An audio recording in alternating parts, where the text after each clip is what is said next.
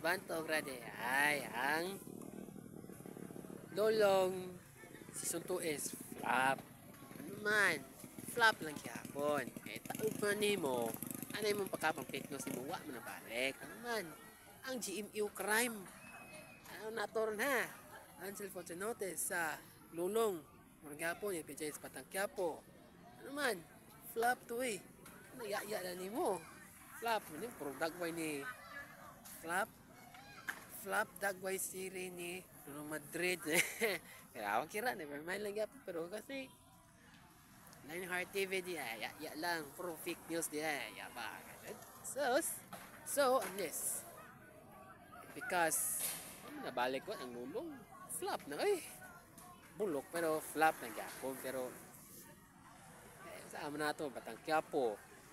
Saan pa man, madayon ta kay, napay, may probinsya ni sa Mandawi City.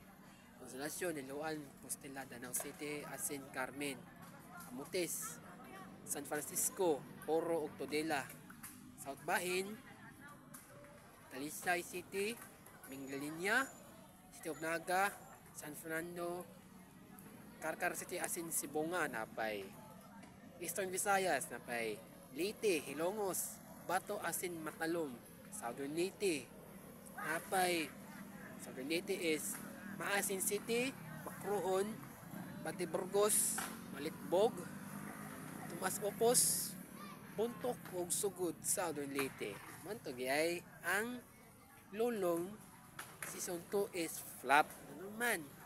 Flop good na. Kaya ano? Di ba tamahimo na saba na to ang GMU. Di man nabalik magutungan aning fake news. Di man nabalik.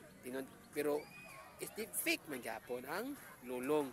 Dagway man na pero okay mo gyapon. Ang gyapon Batang Quiapo. Sa pa man napay bakasyon patyud. Uban pa tibok probinsya dinhi sa Pilipinas. Sumo to ha. Lulong is flop.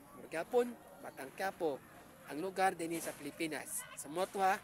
Dagway lang ha. Sus kadagway gani GMU. Dah, mortoy and goodbye.